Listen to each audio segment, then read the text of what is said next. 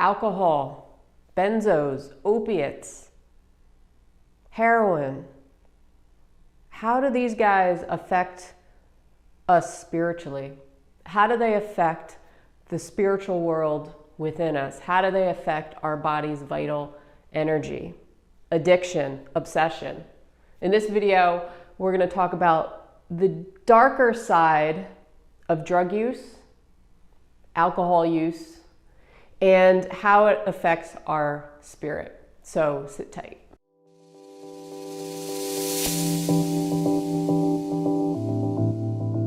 Welcome back to another video. I'm Jen. Let's talk about something that is a little on the darker side for a lot of people. Addiction, obsession, excessive drug use, alcohol use. These are things that we know are not great for us, and addiction right now is a huge problem. We have an opiate epidemic going on in this country, and it's stuff that we know leads to things like depression and anxiety, and just spirals a person on a path of destruction for themselves, sometimes with very little hope to get out of it. So let's spin it and let's talk about how it actually works, how it affects you spiritually, energetically.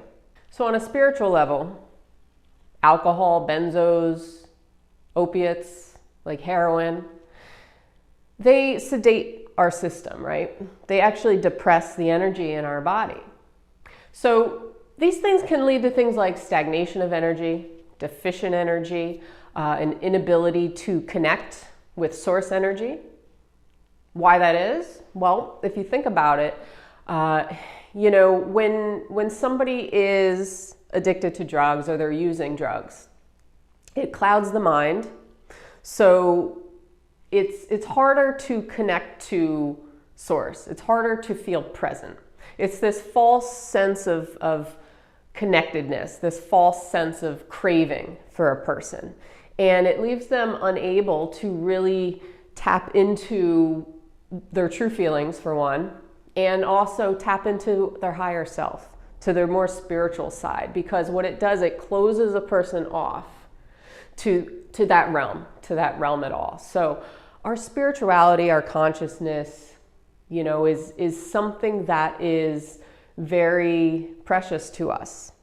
And a lot of us live in this narrow little bubble where we don't recognize it, or we don't say hello to it, or we don't allow it into our lives. We don't give ourselves permission to allow it in. So when we're using substances that not only depress our energetic system, change our brain chemistry, but leave us with this clouded thinking, distort our reality, okay? What we're actually seeing, where we can't think clearly, that means we can't tap into our body clearly.